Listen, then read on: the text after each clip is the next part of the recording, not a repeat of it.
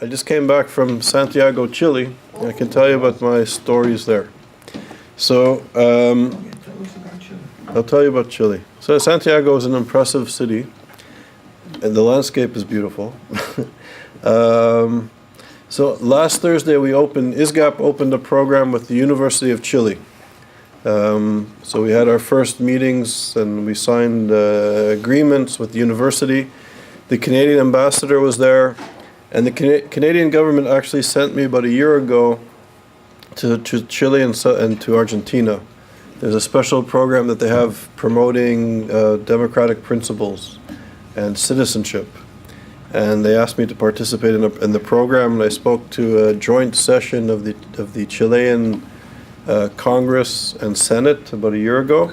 And then I went on to Chile to speak at a university and the community center. This was the same community center that was destroyed in 1983, I think. I don't remember the date when the Iranians blew up the Jewish community center in Buenos Aires. And they rebuilt it. I spoke there. And it was, to make a long story short, the Canadian government, the ambassador was present at our first inaugural event in the University of Chile, and they've been very supportive of the work of ISGAP, which is wonderful. And then I participated in a special program that was put on by the World Jewish Congress and the Ministry of Foreign Affairs of Israel, where about 50 to 60 young Jewish leaders from around South America attended. There were young people from 10 South American Jewish communities. And we all met in Santiago for a 3-day conference on young Jewish leadership. And it was fascinating. So I gave a talk or a workshop on antisemitism, global antisemitism, but I had the chance to sort of interact in a very intensive 3 days of meetings from 9 in the morning till 1 or 2 in the morning. Wow. So we had dinners, we went out to restaurants together. It was very intense. And it's fascinating. And it was sort of, I would say, an awakening, or it woke me up. And we often say that New York City is a bit of a bubble, and the liberal Jewish community is a bit of a bubble in New York. And it was interesting to realize that I think maybe I also got caught up in the bubble. That the issues of global anti-Semitism are happening in the United States. We know they're happening on campuses. Barry Cosman wrote a very important study that was published a few weeks ago. He's a professor from Hartford, Connecticut, and he showed in his analysis that over 54% of American Jewish students in American universities on campuses experienced or witnessed firsthand an act of anti-Semitism in the past year. So it's 54%. Which is extraordinary. It's so even me and my colleagues who are involved in the study of anti-Semitism, and we're doing this 24 hours a day, 7 days a week, I was even surprised. And it's a serious study. The methodology is serious.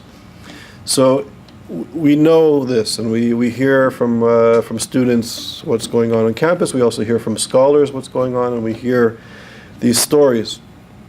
But global anti-Semitism in Europe and now in South America is really becoming more and more significant. So I was there about 18 months ago on this Canadian-sponsored program, and I haven't been back for 18 months, and there's really a shift. During the Gaza war in Santiago, it's a Jewish community of about 15,000 people, mostly of Polish origin, 3rd, 4th generation Jewish, Chilean. In Santiago, there's between 400,000 to 600,000 people of Palestinian origin who are mostly Christian, but for reasons which I don't quite understand, they seem to be very supportive of Hamas. So during the Gaza war, there was, on university campuses, a lot of protesting.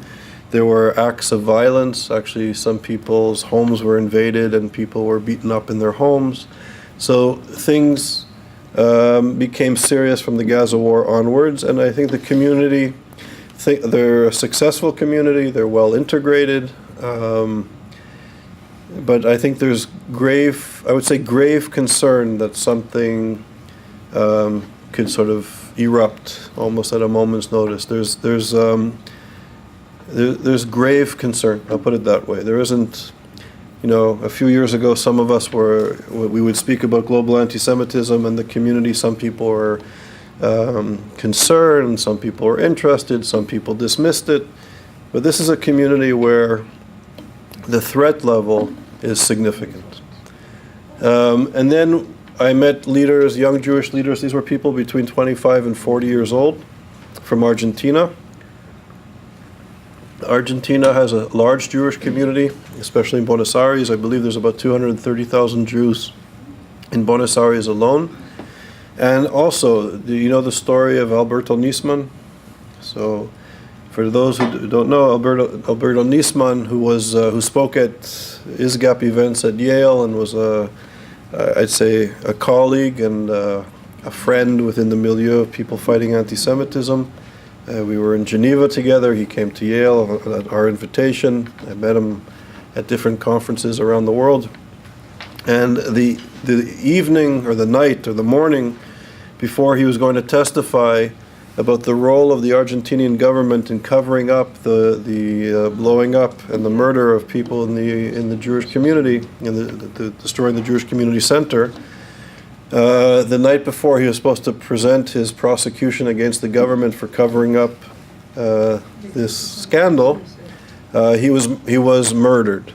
The government immediately claimed that he committed suicide, and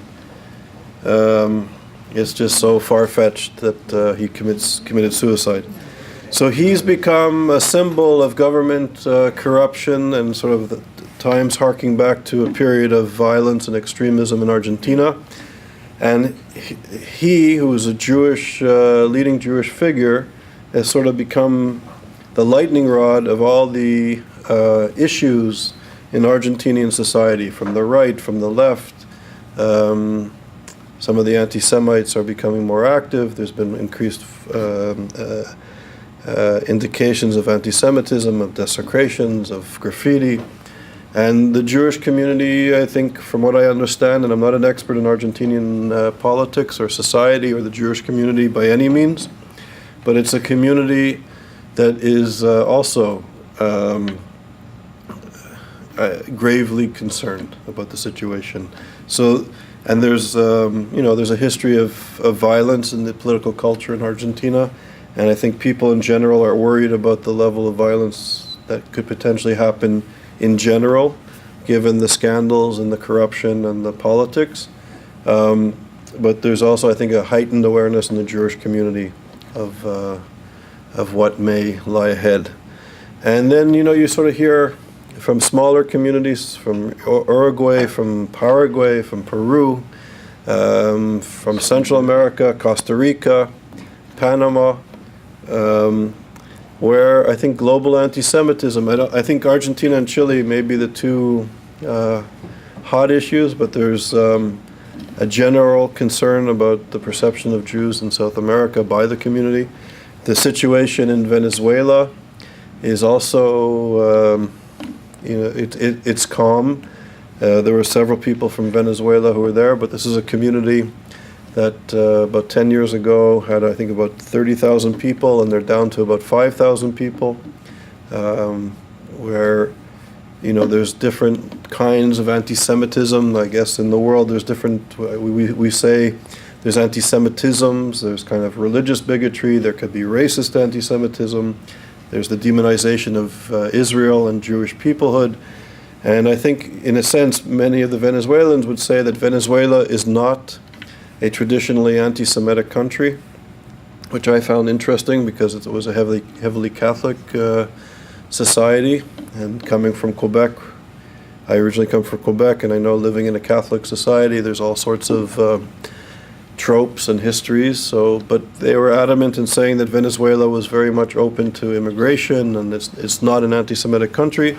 But just more recently under Chavez and the current communist regime, that there's sort of an anti-Semitism which is focused more on issues of Israel and Zionism, and they sort of feel it, but everybody was saying it's more political and it's not deep in the society, which I found interesting and surprising, because from the outside, given the legacy of the church, plus this contemporary sort of communist, anti-Zionist, anti-imperialist worldview, you would imagine that it was more, that the anti-Semitism is deeper. But people from Venezuela who know claim that it's not, and that in fact that there's interest. There was a lot of interest throughout South America when we opened the program the day before this conference.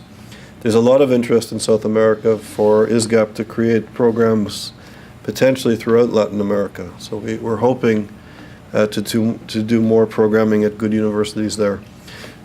So it was fascinating. So we're living in a time where I think young leaders are coming of age where perhaps for the first time in several generations they have to confront very serious issues, that these are not abstract issues. This is not just an academic issue where we discuss theory and philosophy or the histories of some community in some medieval moment in time where we get to,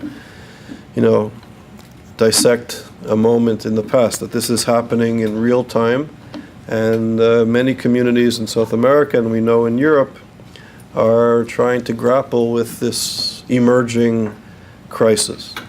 And one of the things, I don't know if I've ever done it, but I actually wrote a letter to Ron Lauder, Ambassador Lauder, and Betty Arenberg of the World Jewish Congress last week, because I think Ambassador Lauder, on behalf of the World Jewish Congress, I think was the first serious mainstream Jewish leader who testified in Congress in front of a subcommittee hearing on anti-Semitism, and he said very clearly that the United States of America is not leading on the fight of anti-Semitism, and that their absence is causing problems, and that the Americans have to step up and become a leader once again. And I wrote him a letter of thanks, and I hope that his words are the words that are going to break the dam of our silence in our community and the silence in the human rights community.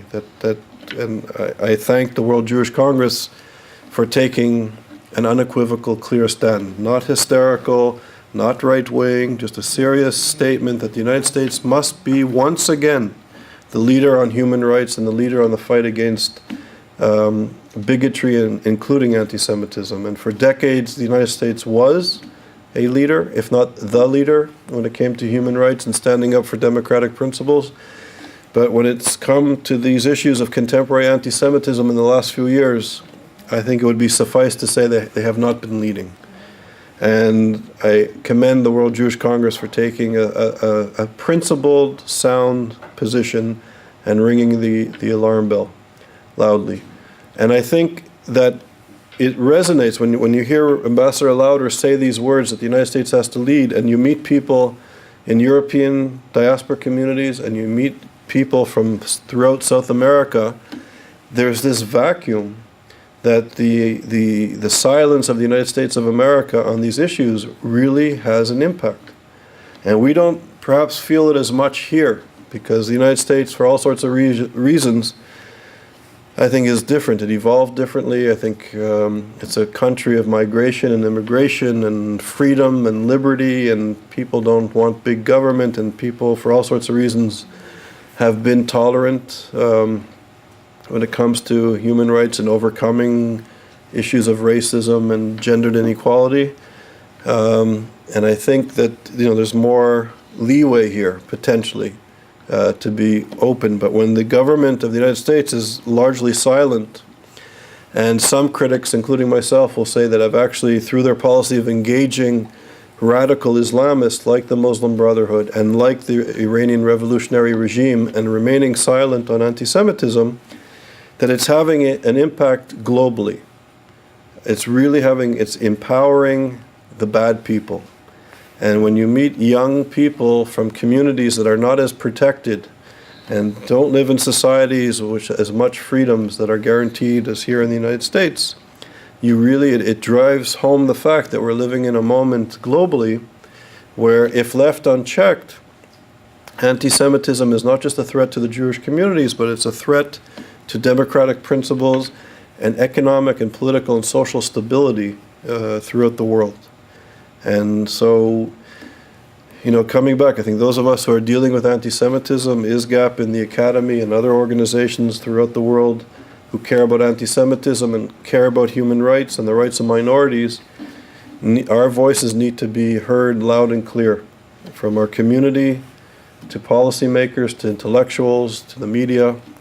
And I think that these times are very serious internationally. So if I'm going to bring home one message from my very special trip to South America, this is it, that this is not just an American issue. We're all interconnected now. It's an international issue. It's a global issue. And what happens here is really felt throughout the world. And there are communities that are not as protected and not as living in stable societies as we do. And these reverberations of radical political Islam and the silence of people in the democratic center really has implications. And hopefully, as soon as possible, those of us who care about human rights, those of us who care about liberal democratic values, that we make our voices heard here and we allow our voices to be heard internationally. That these are very serious times. So I'd be happy to have, conversation, questions.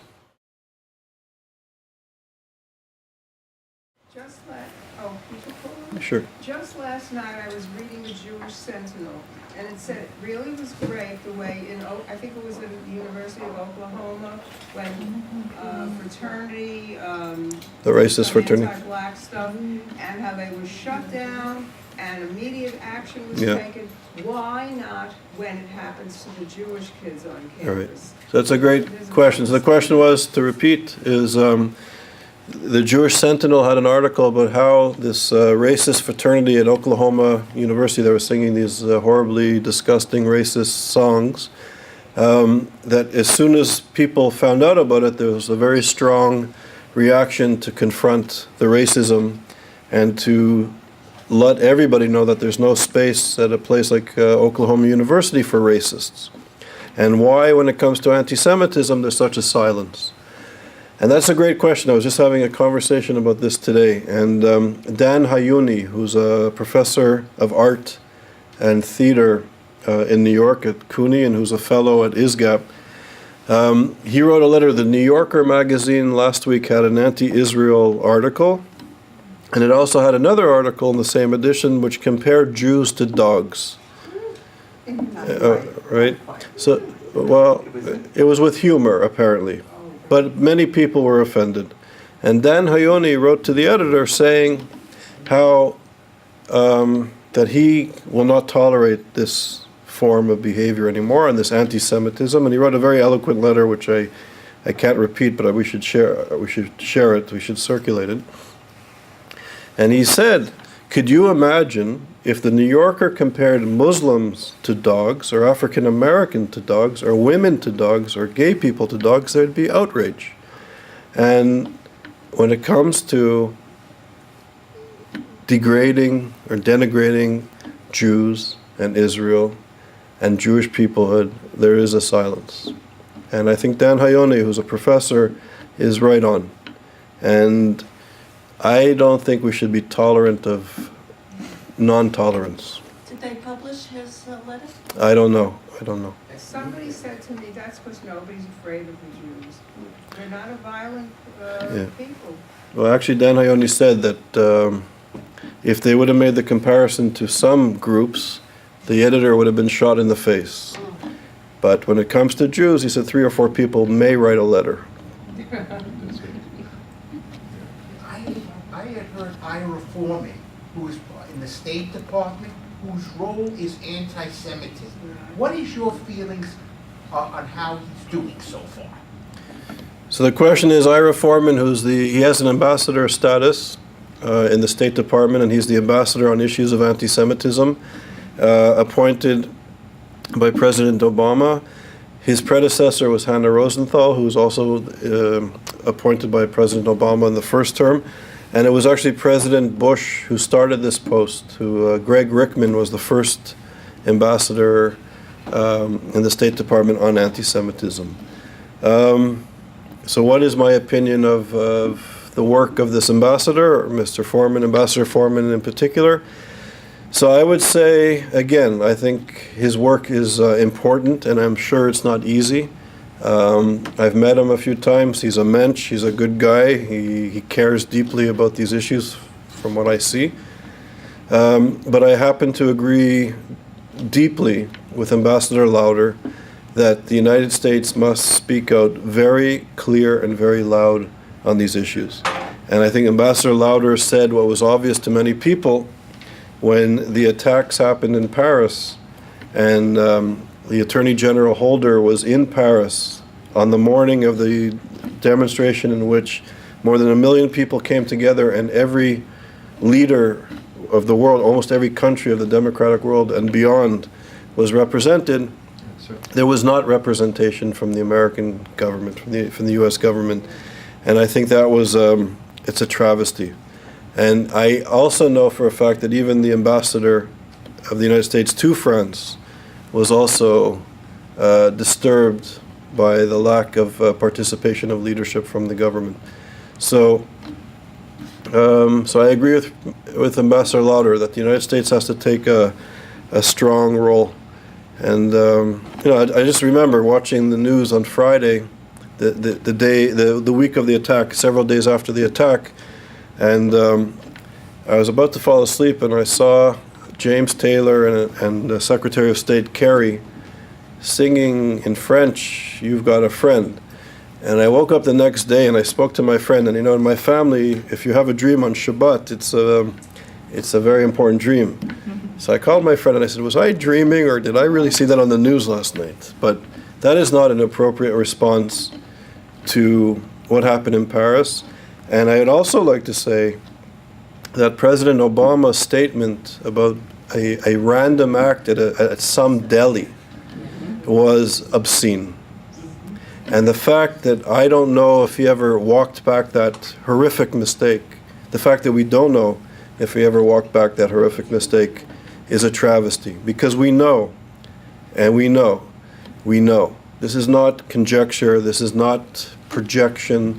We know that a core element of the jihadist Islamist movement uses genocidal anti-Semitism as a core element of its ideological attempt to persuade people of their worldview and to impose a caliphate on the Islamic world, if not beyond. We know this. We know that the killer, Koulibaly, in the Delhi, asked each and every person before they were executed if they were Jewish.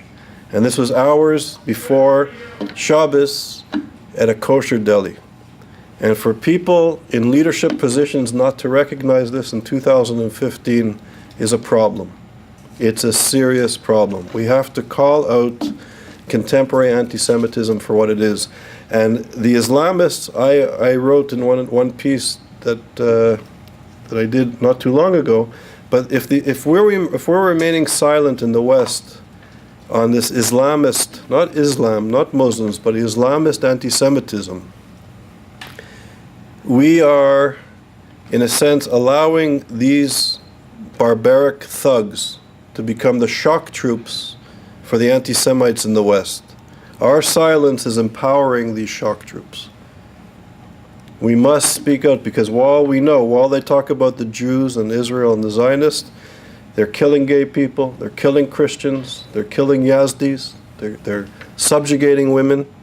Girls who want to become literate are becoming the enemy of this reactionary social movement, are being killed in their schools for wanting to learn to read.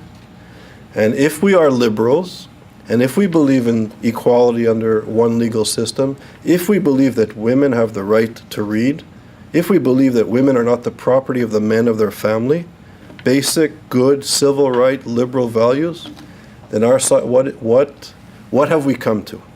So this is not just a Jewish problem. This is a problem of people who care about protecting and promoting democratic values.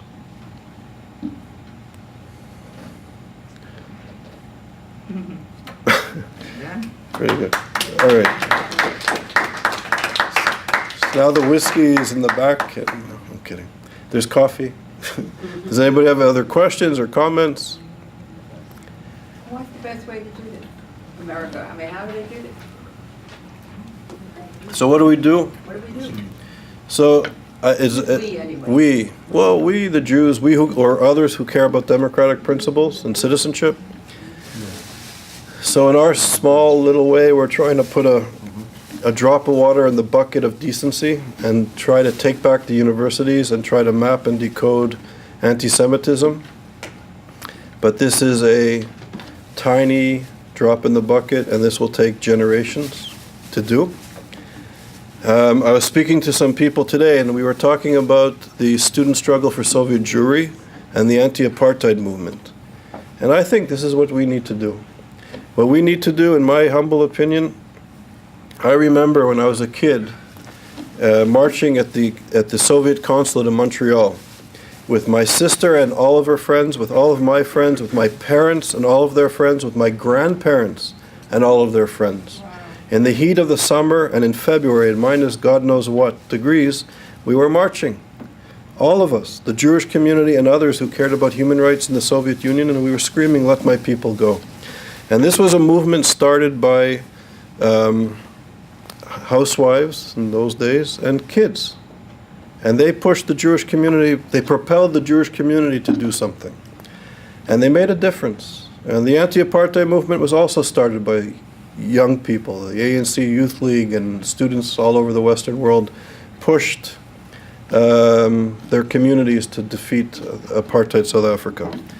And what we were saying is, could you imagine on a nice spring Sunday if the Jewish community, high school students, university students, the parents of students who are paying $60,000 and $70,000 a year to universities that are teaching their children to hate Jewish peoplehood, and the grandparents had a peaceful march through the campus of Columbia University saying we won't tolerate this anymore, and having informed speakers, not rabble-rousers, not extremists, but serious leaders of our community saying, no, we want a proper education for our students and we won't tolerate this. And I think you're right. There's no other people that would tolerate this. Could you imagine if there were courses, core courses at the best universities that were teaching racism or teaching sexism or teaching homophobia in 2015? There would be a serious reaction, and there ought to be a serious reaction. But we accept the best universities in our country teaching another generation of kind of postmodern, post-colonial attacks against the very notion of Jewish peoplehood. So could you imagine if there was a peaceful protest with 3 generations marching through the best campuses in the country, and maybe aligning ourselves with women's groups and gay groups and religious minority groups? Imagine, I don't know, that may have an impact. Maybe it will create a spark. And maybe at UCLA, the demonization of Israel and Jewish peoplehood gets to the point where a student council can actually openly try to forbid a young, intelligent Jewish student not to be a member of the student government because her Judaism is a bias to being a member of it's unbelievable. And this is UCLA in 2015. It's not the Ukraine in 1940 whatever. Yeah. You know, and This was in the Times for one day, and that's the end of it. right. Well, whose fault is this? I think it's our Why fault. are we all screaming about it? I think it's our fault. It is. And imagine if a peaceful march through UCLA's beautiful campus of high school students that are going to be the future students, and young Jewish students who are there as students now, and graduates and alumni, and the parents who are paying the tuition, and the grandparents. I think that would be wonderful. The Soviet Union was a common enemy of the American people. As opposed to here, when you take your march, there won't be a peaceful march. There'll be a march much bigger going against your march. So it's not, just unfortunately, it's not comparable. Well, I don't know if there would be a bigger march. We don't know. We don't know that for sure. But I agree with you that the challenge, it's easy for us here to complain about problems way over there. But the anti-apartheid movement is easy for people in Canada and the United States because it's not in our backyard. It's far away. And maybe it was easier for us to condemn the evils of the Soviet Union because it was anti-democratic and it was, at war basically against the West and the United States. So for American human rights activists and American Jews to condemn that at some level, it was relatively easy compared to fighting and combating anti-Semitism in our own society, in our own universities, in our own media of record, and among our own policymakers. It's a great challenge, but I think that we can learn from Jewish history and we can learn from the history of the United States that when people peacefully protest against injustice, there's a great legacy in this country of being fair.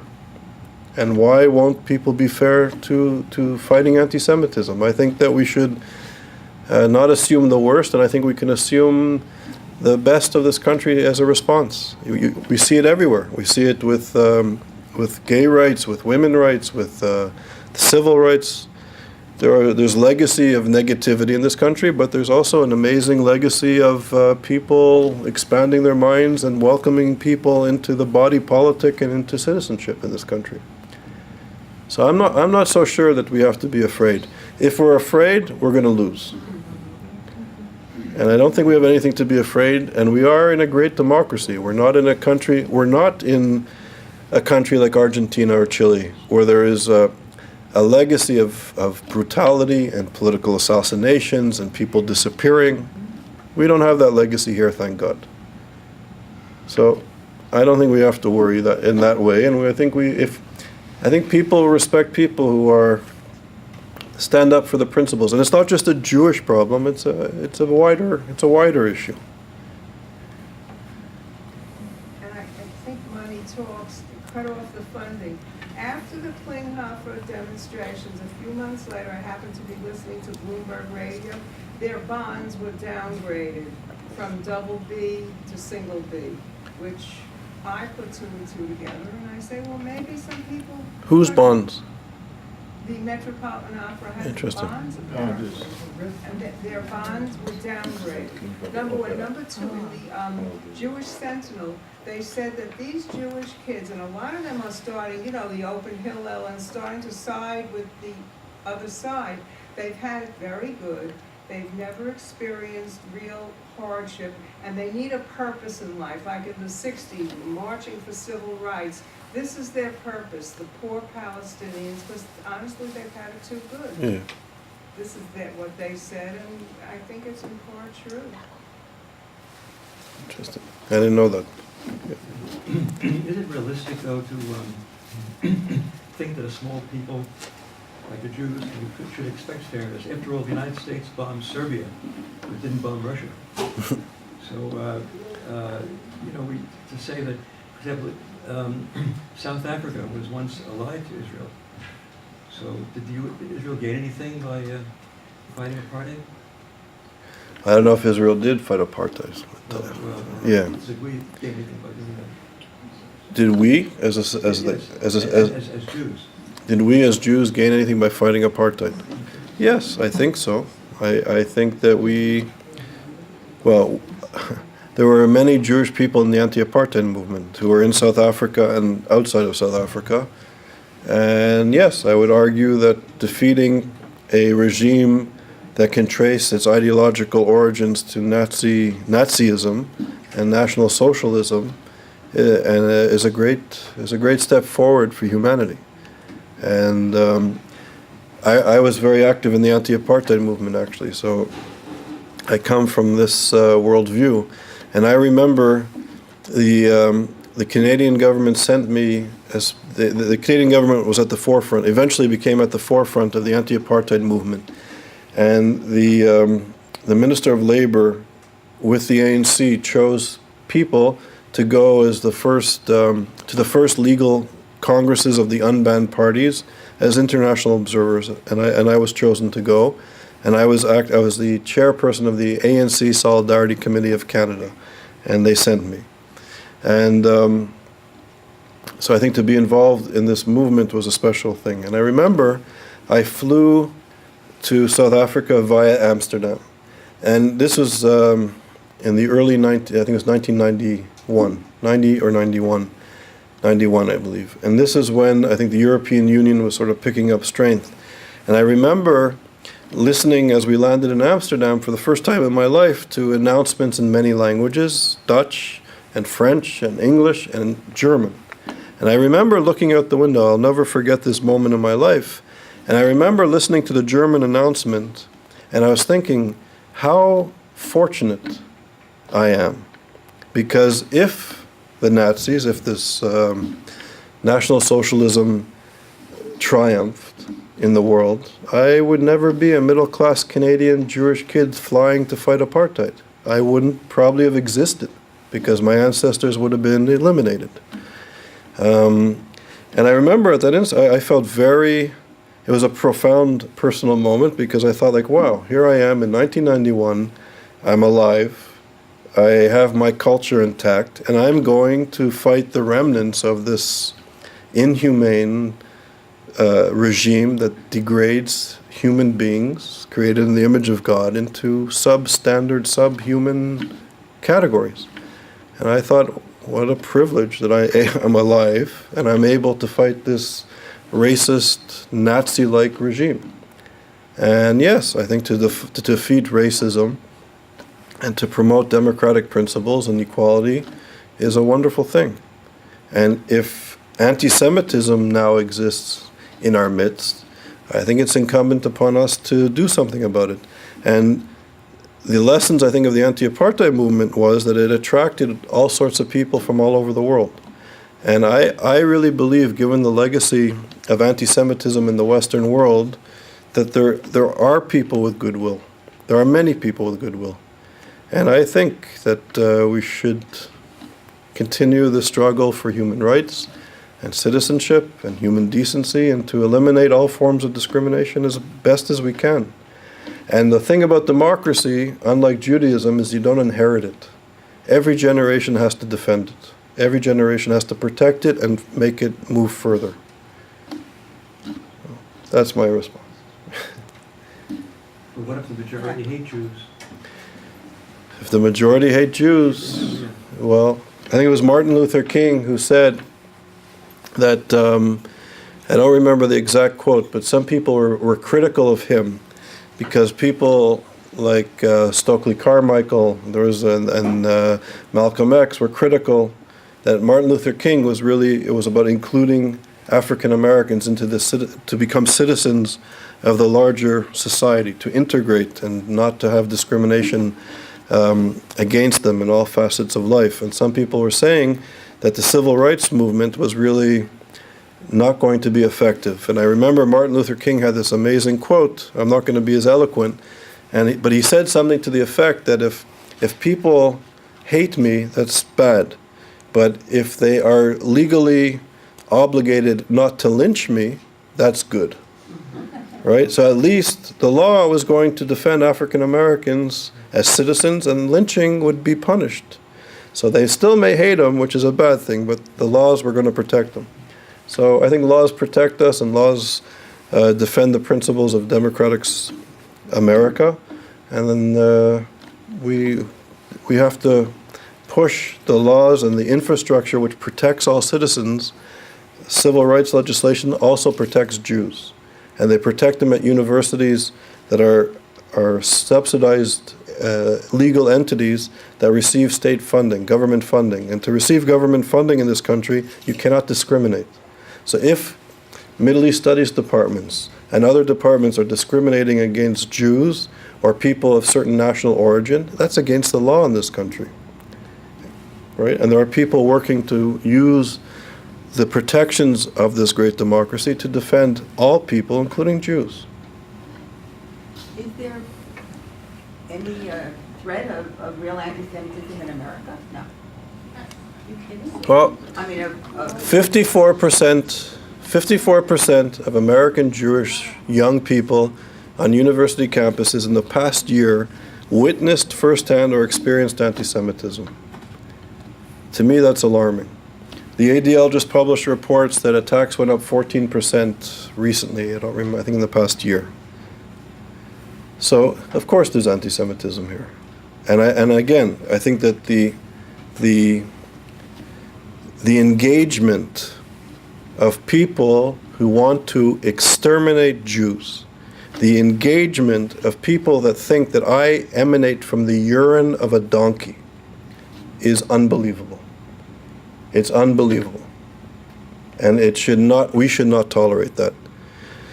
That the P5+1 and the United States and other Western governments are engaging the Muslim Brotherhood and the Iranian revolutionary regime, and they think that human beings, in this case Jewish people, emanate from pigs and monkeys and the urine of donkeys, and they want to exterminate us. That should give us pause. That should give us pause to reflect, to ask ourselves, is that anti-Semitism? Is that anti-Semitism? And I know full well that when I was active in the anti-apartheid movement, that if the Canadian government or Canadian corporations like Alcan and other companies, Shell, and Western governments were engaging the apartheid regime, which subjugated people and treated Africans, black South Africans, as subhuman, that was racism. That was racism. And I couldn't imagine negotiating with the apartheid regime for peace inside South Africa and not mentioning racism. Racism was a core element of the negotiations to end the apartheid system. So how could we negotiate for a freeze of nuclear weapons designed to annihilate Jews and not talk about anti-Semitism? And to say it in many circles in this city and in this country is a problem. To raise the issue is a problem. And I think we have to ask ourselves, what is anti-Semitism today? And what does it mean to us, and what does it mean to people who care about democracy? Trevor Noah, who's going to take over Jon Stewart's program, is a South African, and he said he's on record as saying many anti-Semitic things, such as it's impossible to think of Israel and peace, the two don't go together. But he's on record on many occasions as saying anti-Semitic things, which he's not being considered. He is the next person. And millions of people look at him for news. They think he, Jon Stewart that is the news of the day. And they don't know that it's faux news and that it's mockery and snark. And this is happening right now. And Jon Stewart, God knows, is bad enough. Yes, But at least he's Jewish. This guy isn't even Jewish, and he's not mistaken. All right, Gunther. Thanks.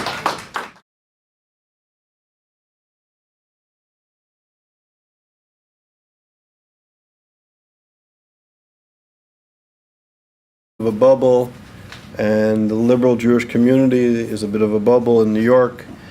And it was interesting to realize that I think maybe I also got caught up in the bubble. That the issues of global anti-Semitism are happening in the United States. We know they're happening on campuses. Barry Cosman wrote a very important study that was published a few weeks ago. He's a professor from Hartford, Connecticut, and he showed in his analysis that over 54% of American Jewish students in American universities on campuses experienced or witnessed firsthand an active anti-Semitism in the past year. So it's 54%, which is extraordinary. It's so even me and my colleagues who are involved in the study of anti-Semitism, and we're doing this 24 hours a day, 7 days a week, I was even surprised. And it's a serious study. The methodology is serious. So we know this, and we hear from students what's going on campus. We also hear from scholars what's going on, and we hear these stories. But global anti-Semitism in Europe and now in South America is really becoming more and more significant. So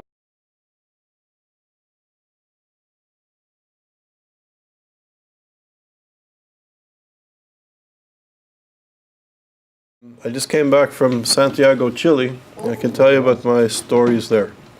So I'll tell you about Chile. So Santiago is an impressive city, and the landscape is beautiful. So last Thursday ISGAP opened a program with the University of Chile.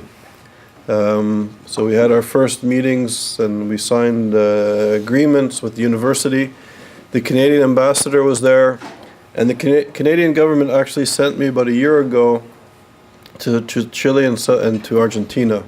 There's a special program that they have promoting democratic principles and citizenship.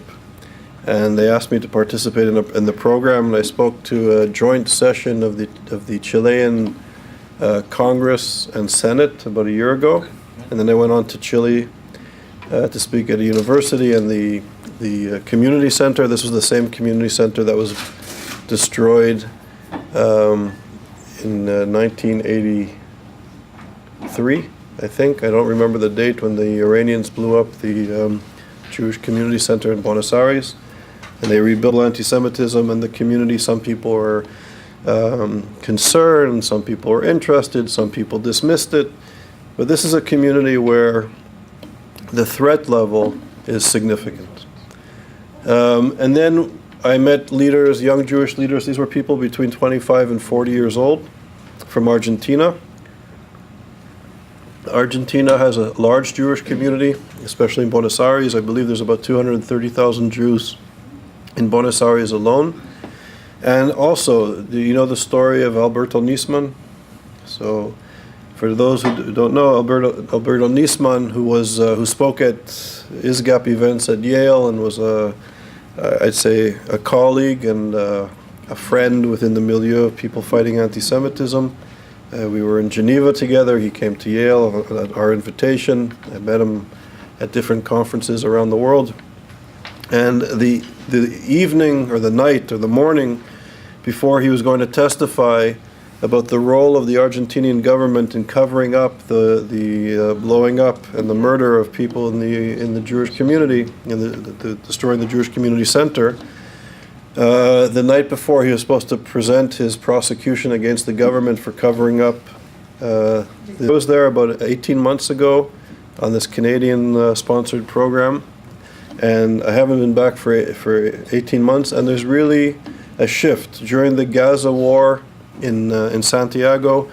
It's a Jewish community of about 15,000 people, mostly of Polish origin, third, fourth generation Jewish, Chilean. In Santiago, there's between 400,000 to 600,000 people of Palestinian origin who are mostly Christian, but for reasons which I don't quite understand, they seem to be very supportive of Hamas. So during the Gaza war, there was, on university campuses, a lot of protesting. There were acts of violence. Actually, some people's homes were invaded and people were beaten up in their homes. So things became serious from the Gaza war onwards, and I think the community, they're a successful community, they're well integrated,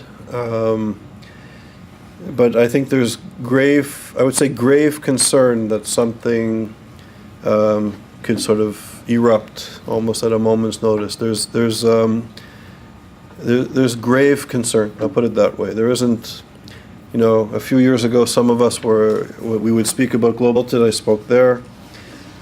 And it was, to make a long story short, the Canadian government, the ambassador was present at our first inaugural event in the University of Chile, and they've been very supportive of the work of ISGAP, which is wonderful.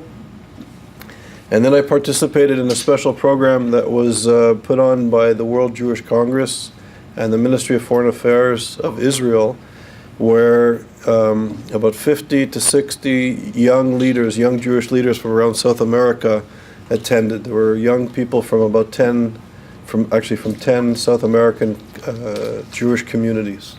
And we all met in Santiago for a 3-day conference on young Jewish leadership. And it was fascinating. So I gave a talk or a workshop on anti-Semitism, global anti-Semitism, but I had the chance to sort of interact in a very intensive 3 days of meetings from 9 in the morning till 1 or 2 in the morning. Wow. So we had dinners, we went out to restaurants together. It was very intense. And it's fascinating. And it was sort of, I would say, an awakening, or it woke me up. And we often say that New York City is a bit of